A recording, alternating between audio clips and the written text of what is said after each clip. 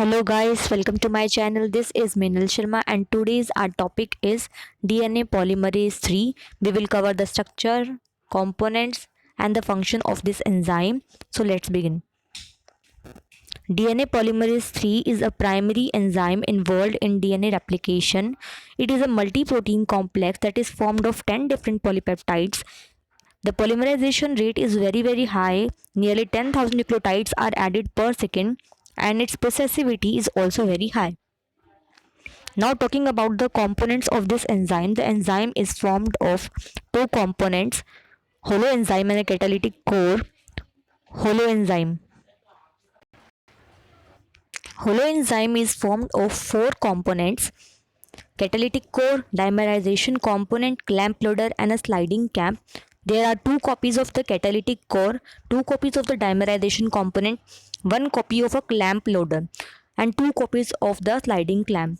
Two copies of catalytic core, each core is including an alpha, an epsilon and a delta subunits. Dimerization component is the tau component. Clamp loader is also known as gamma complex because it is a subassembly of a 5 subunits. Processivity component is also called as a sliding clamp and there are two copies of it, which is a homodimer of beta subunit and it forms a ring shaped structure and act as a sliding clamp. Now talking about the catalytic core, there are three subunits in the catalytic core. These are alpha, epsilon and theta respectively. The major functions of these units are alpha subunits is associated with the 5' to 3' polymerase activity. Epsilon subunit is associated with the 3' to 5' exonuclease activity for proofreading purposes. Theta subunit is associated with the epsilon subunit and it is acting to enhance the proofreading activity done by the epsilon subunit.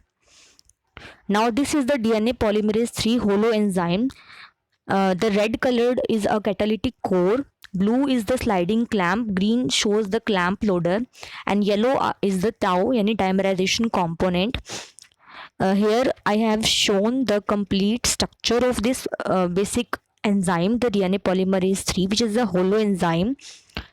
Now talking about this structure, there are two catalytic cores that are linked by a clamp loader or a gamma complex. There are two beta clamps that interact with the polymerase 3 enzyme, one sliding clamp per catalytic core and a slide along DNA and this slide along the DNA molecule and thus increase the processivity of DNA polymerase 3 holoenzyme.